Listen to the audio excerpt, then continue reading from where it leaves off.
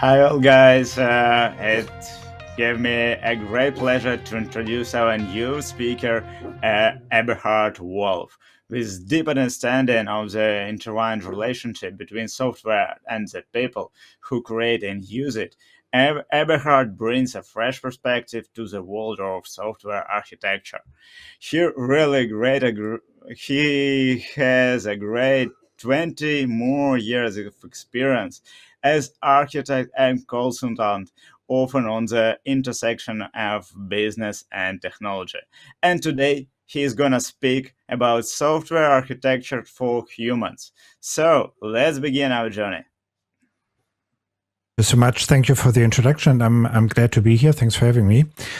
So I would talk about software architecture for humans, not for computers. I'm head of architecture with SwagLab in Germany.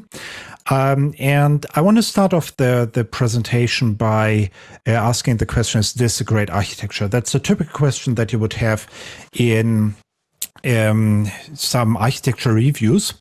And that leads to the question, so why are we doing architecture? And the reason why we are doing this is because humans have a limited mental capacity and they still need to be able to modify the system. But the systems that we are building are so complex that one human alone cannot possibly understand it and modify it. So therefore, we need to split the system in a way that each human can change some part of the system without understanding everything about everything, because otherwise they will be out of luck and they will just not be able to change the system because it's much too complex. So the question is this a great architecture? Well, actually, I don't know, because it depends on who the architecture is for. And therefore, I would argue that what we are really looking at is some complexity. And there is some bound about for the maximum complexity a team can handle efficiently. And as long as the actual complexity of the system is below that threshold, we are actually fine. So it depends on whether it is good architecture, depends on the capacity of the team, of the mental capacity. So therefore, we can only review architecture when we consider the people too. And there is no absolute great architecture. It doesn't make a lot of sense to say, okay, this is a great architecture without looking at the people who need to understand it. And therefore, we should use metrics with care. So even though the metrics might say this is a good or a bad architecture, we need to look at the people at hand to figure out whether it's really a good or bad architecture. Managing dependencies, managing the shape of the architecture only takes you so far. So I would argue that you should do some interviews and figure out what the people think where the problem is with the current architecture. Then you can support those findings with some metrics that say, okay, this part of the system is really too complex. And then you can think about improvements. It doesn't make a lot of sense to just take a look at the architecture and say, okay, this is good or bad. You have to talk to the people. And there are even some metrics that are, in my opinion, quite interesting that talk about social aspects, such as who changes which part of the system, what changes frequently, what is changed only seldomly, and so on. And the reason why this is interesting is because if there is some part of the system that only one person can change, that's probably a risk, and that person can never go on vacation. And stuff that is changed frequently but is really complex, well, you should probably improve that, because chances are that quite a lot of time is wasted on it. While stuff that is really complex but is changed only seldomly, well, maybe it's fine that it's complex because it doesn't really matter that much after all. On Fridays, I usually do a stream about specific topics about software architecture. Most of the episodes are in German, I'm afraid, but there is one that talks about behavioral code analysis with Adam Thornhill. He is also author of the book Your Code is a Crime Scene, and he walks us through concrete examples how to do behavioral code analysis that takes these points into account, like who changes what is changed frequently, and so on. Figuring out whether an architecture is good or bad is only one part of the game. The more important part is the question, so how do you improve the architecture? And usually what you would do is you would say, okay, here is the threshold of the maximum capacity that the team can handle. This is the actual complexity. It's higher than what the team can handle efficiently. So therefore we need to bring the complexity down and we need to simplify the system. This is what we do in a lot of cases with improving software architecture and making it easier to change the system. However, Adam actually talked about one specific problem, and he did a consulting engagement where the team was actually fine with one system, but there is this other system that they're working on, and that is really a bad system. But when they looked at the metrics, they figured out that that system is actually well structured. So it's not clear at all why this other system is so hard to handle and so hard to modify. Well, and the reason was because that other system was well structured, so it should be easy to understand, but really it was handed over to the team and the team never learned the system. So it's not the structure, it's that the team never really got around to understanding that other system and working with it. If you try to fix that situation by improving the system and making it easier to change by decreasing complexity, it will probably not work. So for that reason, what you need to do is you need to increase the threshold of what the team can handle, and therefore the team needs to learn the system and you need to educate the team. So this means if you just look at the metrics, in this case, they are really great, and they say that this system is a great system, but really you need to optimize, and in this case, you need to optimize the people who are working on the system. Let's talk about legacy. And the question is whether legacy is also a social problem. So the traditional explanation for legacy is that over time, the complexity of your system increases because of software rot. So software becomes rotten after some time because the structure just deteriorates and becomes bad and because of technical debt. And this is how we usually think about legacy. I would argue that there are social explanations as well. So the maximum threshold of what a team can handle might actually decrease because people quit. And in that case, the problem is not so much about the complexity of the system. It's rather about the people who quit and had the great knowledge about the system. And the fix in that case would also be education, making people learn the system, make them understand the system and things of that nature. And one of the interesting patterns in that regard is the big ball of mud. And that's actually, well, it's a pattern, so you can find it out there that explains this pattern. There is a paper that talks about it. And that paper argues that increasing complexity might actually be fine because as long as the system stays maintainable, you are actually fine because the system is still maintainable, and it's cheaper to build systems that way because making a system really perfect in every regard is quite expensive. So therefore you have to do some compromises, and generally speaking, not all parts of a system will be perfect. So for that reason, there will be better and worse parts anyway. And therefore, it doesn't make a lot of sense to say, okay, we are going to have great quality all over the place. You will fail, you will have good parts, you will have bad parts, and somehow you have to deal with that. So for that reason, you have to accept some additional complexity. However, I need to warn about the consequences. So the system must stay efficiently maintainable. And if the quality drops too much, then the consequences might actually be disastrous. because then you might have a standstill where nothing can be changed in the system, where it's really unmaintainable and you are basically screwed. But at the same time, as I said, there is no such thing as a perfect system. And I did an episode about the Big Ball of Mud 2, and you can find the original link to the Big Ball of Mud paper there. And I would urge you to read it, because there's a lot of interesting stuff to learn from that paper.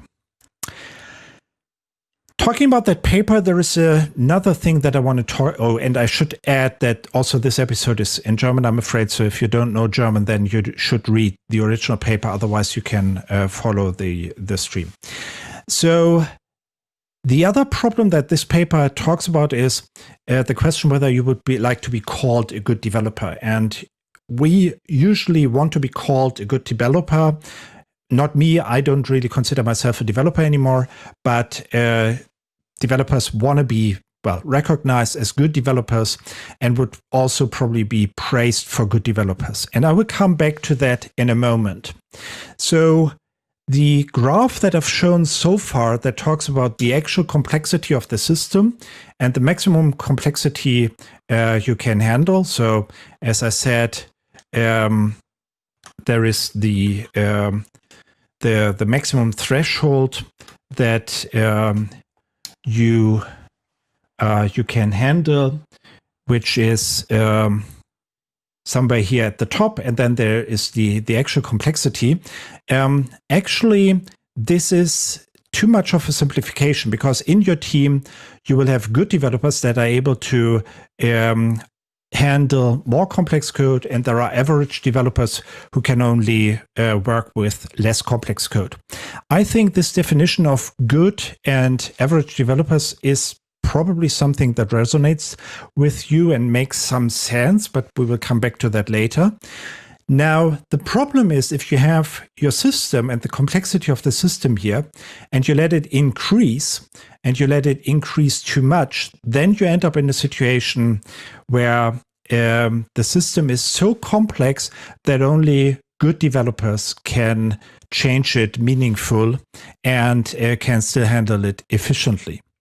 And the question is, well, can you avoid such growing complexity?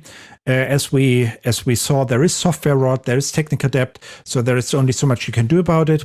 The question is also, should you, because it costs a lot of money to do so. And in particular, the paper, the Big Ball of Mud paper says that oftentimes developers, in particular good developers, say, okay, we are just going to do some practical solution and not this theoretical architecture stuff with well-structured systems. That's much too much. We just do basic practical stuff. And as I said, clean is really hard and requires some effort. So therefore, you might go into that direction where you're building systems that are at the end maybe not that greatly structured anymore. And now if you have that situation, then you will probably go to the developer, to the good developers, and tell them, well, you saved the day, you're great developers, and therefore you will praise them. And I have to admit that when that I have one developer in mind who we walked to and discussed lots of changes, and I thought he was really, really valuable for the project, but it's somewhat dangerous because it means there is this one person and he is, well, he has some incentive to make the system more complex because then he can be praised. And I don't think that such a developer would willingly increase the complexity. It's just that it's a slippery road and that you might end up with increasing complexity for these reasons. It might be something that is rather involuntary and just happens. It's also good for job security, and it also provides interesting challenges. So for that reason, it might be something that is quite important. I did a whole talk about this that you can also watch in English. Actually, I did that in Lviv a few years back as a keynote at a conference. And this talk is basically about how we think that complex systems are, well, interesting stuff, and that we might we might be led to a situation where we value complexity and we think it's a great thing. Now, you could argue that these are not good developers, and I have to admit that I would love to agree. However, if you look at Java certifications, for example, you will see that, in fact, we have an interesting idea about what good developers are. So in Java, we have basic data types like the byte here with a small b. And we are calling a method that takes 2 bytes as an input. And the first method that could be called is one where you can have an arbitrary number of byte arguments. The second one is one where there are 2 longs, so the byte would need to be converted to a long. And the third one is the one where we are using a byte with a capital B, so that's the object type. And the question really is, which method is called? So it's either the first, the second, or the third method, or it's a compilation error.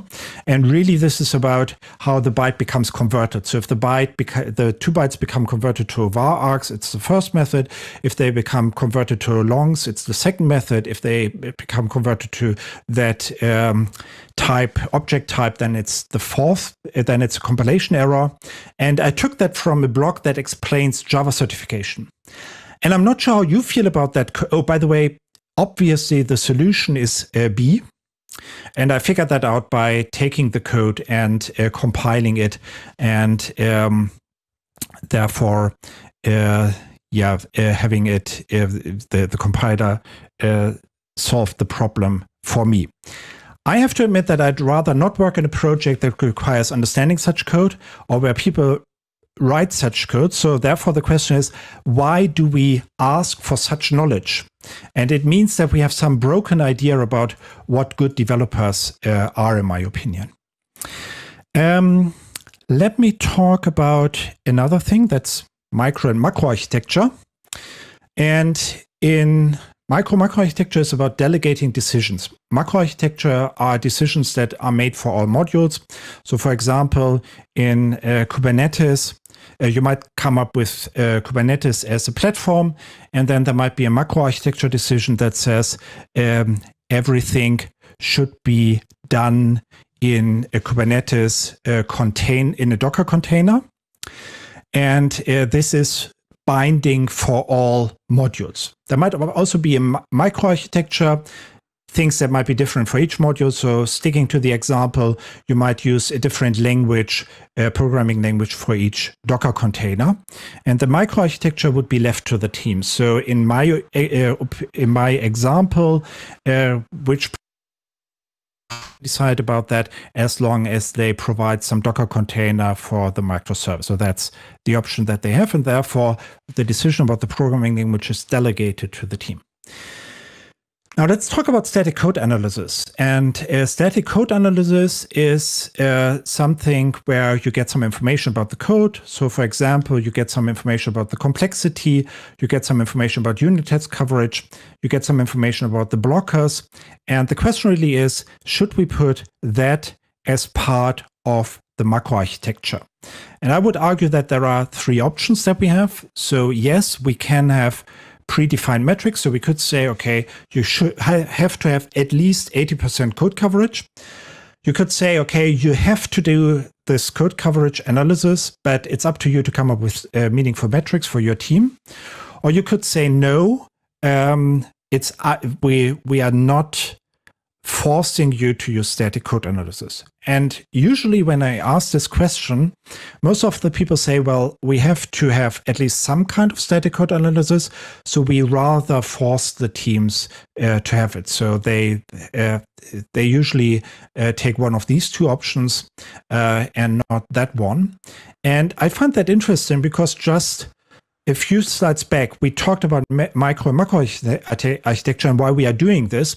And the reason why we are doing this is because we want to delegate decisions. Now we are enforcing a decision. We are saying you have to do static code analysis. Why would we do that? It's not about that static code analysis doesn't make any sense. It's about, do we force the teams to use static code analysis. And I would argue that ideally we shouldn't force them. The goal should be that the team somehow acts autonomously, so we don't interfere with them too much. They have to deliver some quality. They need to decide how to do that. And it's up to them to decide how we do that with or without static code analysis. As long as they provide maintainable software of high quality, it's fine. Whether we are going to force them is, well, I would rather not force them.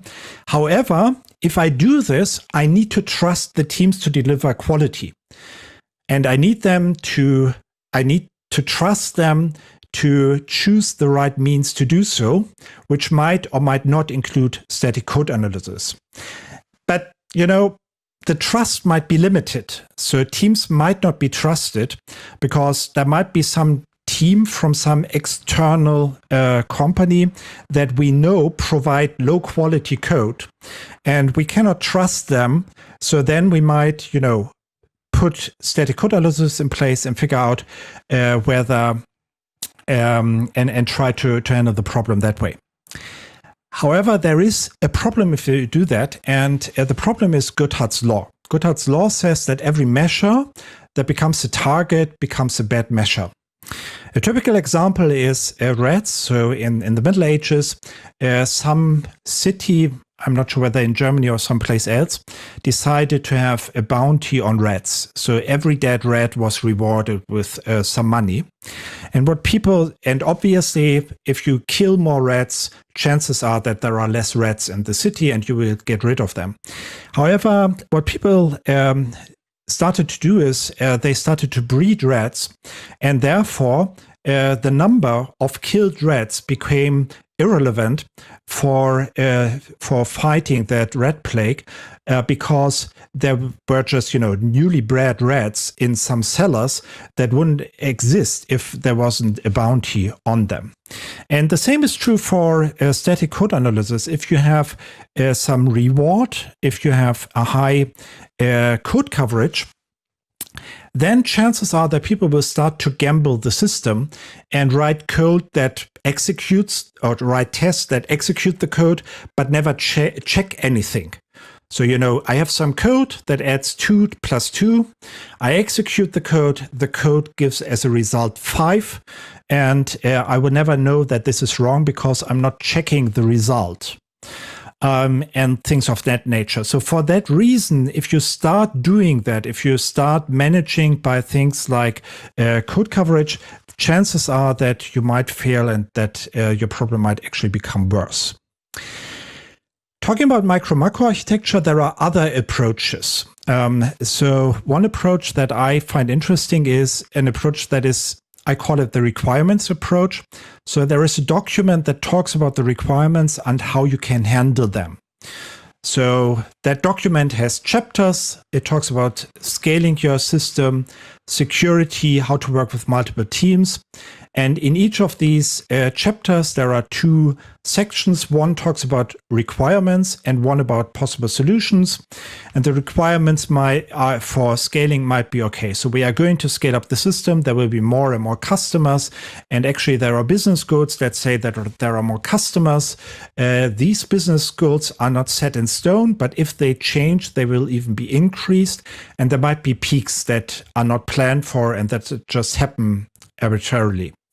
So this is what the document says is sort of your problem statement or your requirements. And then it talks to you about what some solution might be. So you can get a larger machine, you can scale it up. You can have horizontal scaling where you have more machines to handle the load. You can shard the data, so separate customers from different regions or so. You can have graceful degradation where parts of the system are disabled because when the load is too high. You can have asynchronous communication and so on. And for each of these solutions, there is a description and a list of experts that you can talk to and advantages and disadvantages. And what I like about this approach very much is that it clearly communicates trade-offs. It says, okay, if you want to have scalable software, you can do horizontal scaling. that means it will be costly if you have a lot of load, but chances are that you will be able to handle the load, and you have to be careful because there shouldn't be any bottleneck concerning parallelism, for example. So now I can make my own decision, and I would feel very supported by this document because it says, this is your problem, this is how you can handle it, this is who you can talk to get it handled. And I feel quite autonomous about it. But at the same time, it requires even more trust, because what I'm basically saying is, here is your problem, figure out how to solve it, here is some help, and speak up if there is a problem that you can't solve yourself. And obviously, I would support the teams, but there is no such thing as a control in this environment. So the discussion that I have is that I would have is are you able to change your to tackle your problems? Can I support you somehow? But it's not going to be about so are you really on track to reach your goals? Let me see how you do that precisely, and so on and so on. And that's quite different from those metrics where I would say, are you doing 80% code coverage? Yes, no. It's much more, there is much more freedom, autonomy, and it's easier to handle. It relies on the teams to actually fulfill that role of doing what they are asked to do. So in conclusion, when should I choose what? Well, this depends on person, culture, and trust. If there is a team that I cannot really trust and I give them the requirements approach, we will have a huge problem. Some people need to be controlled. Some want to be told what to do.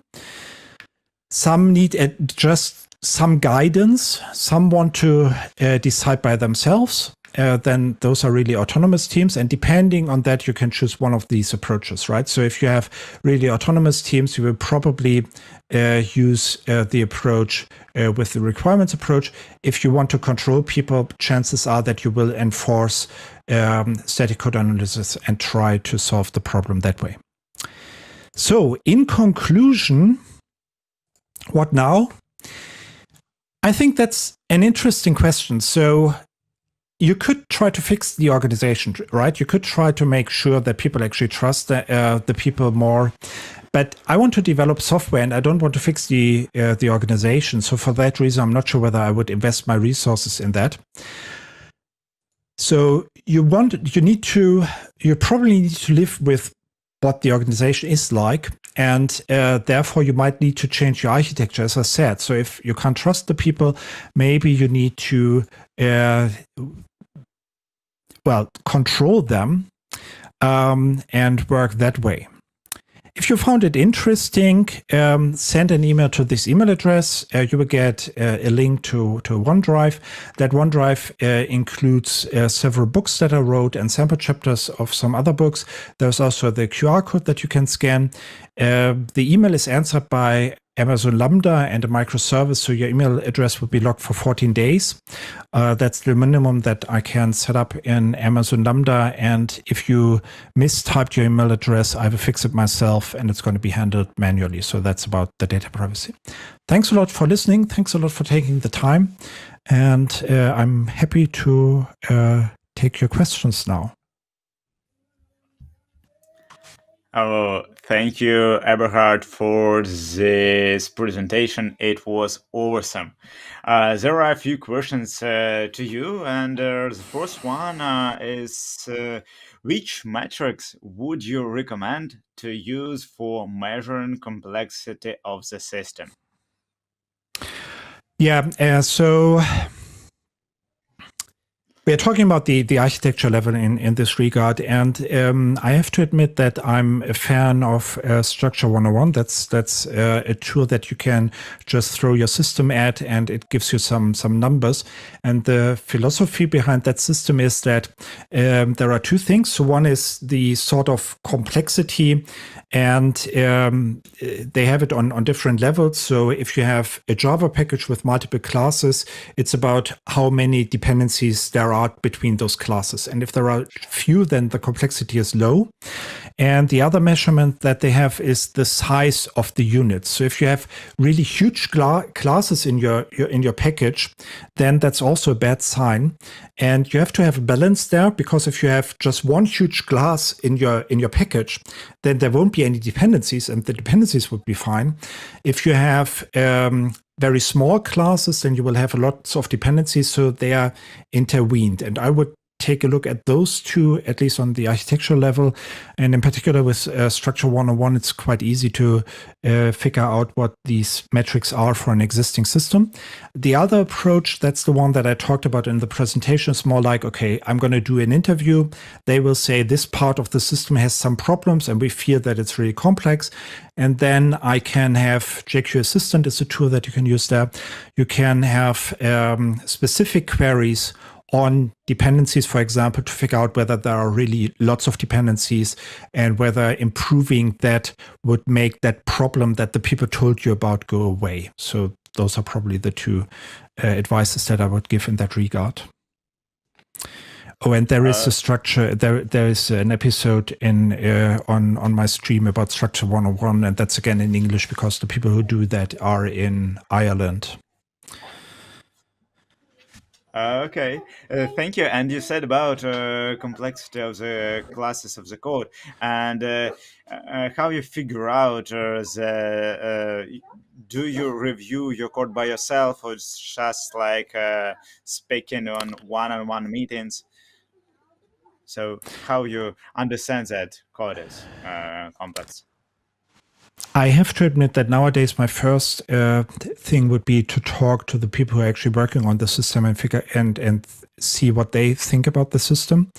And the second thing that I would do is try to come up with some metrics. And as I said, what I find great about Structure 101 is that, so I'm more a Java person, so you can just take the compiled Java system, throw it at Structure 101.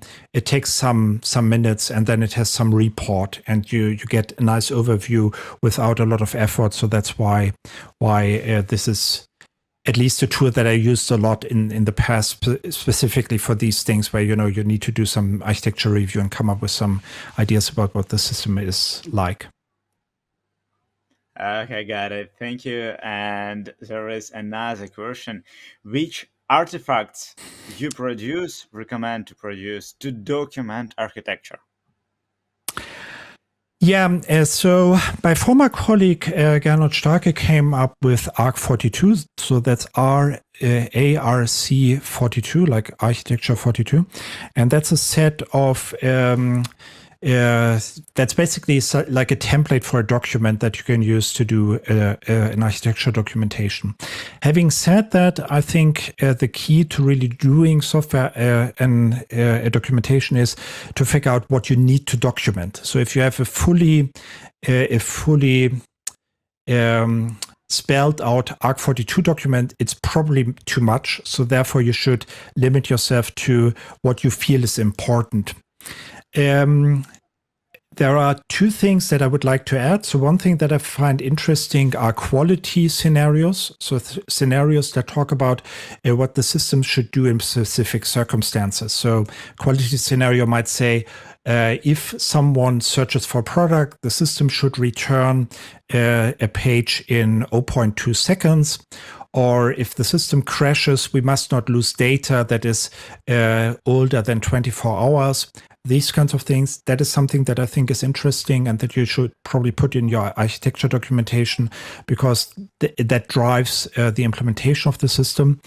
The other thing are that's separate from ARC42, architecture decision records.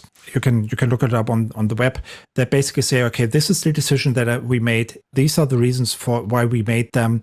And the great thing about that is that that explicitly says why you made the decision, and therefore it's easy to review and probably even redo the decision if the reasons are not valid anymore. So those are the other things. So ARC42 quality scenarios, it's also something that is part of ARC42. I found them quite interesting. And architecture decision records, RDR. Okay.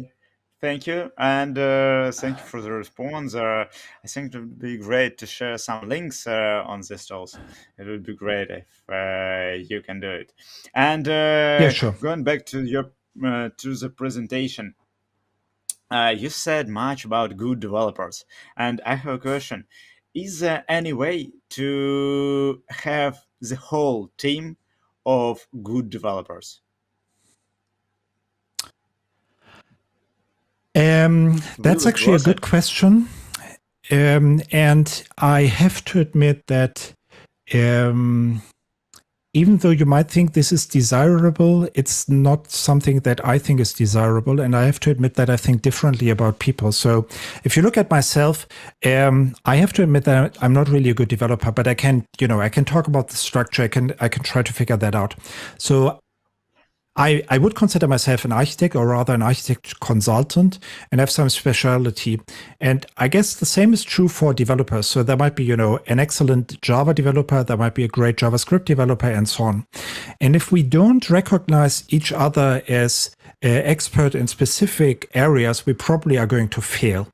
And that means, if that front-end developer comes to me and says, okay, what you suggest doesn't make any sense because it's not going to work because of these reasons, then we should have a conversation about that. And it doesn't make a lot of sense to start the conversation by saying, well, I'm the architect, I should know, and you shouldn't. I should rather understand that this is an expert on, well, front-end development, which I'm not. And obviously, or probably that person has tried what I was trying to figure out in practice and had some problems. So we should have that conversation. So for that reason, I don't like the idea to say, okay, these are, I should have a team of good developers, because I would rather think about, special people in specific regards. In the presentation, I was talking about good developers, but that's rather a mindset, right? And trying to build, or being lured into building complex solutions, that is something that we should be afraid of. And that is really something where I would argue that it's rather a bad developer, but that's on a different scale, right? I mean, that's not about technical specialities, but it's about a general understanding about what software development and how to do it successfully. Okay, thank you so much once again for this presentation. I invite everyone to join us in Discord chat and continue our discussion of the topic software architecture for humans.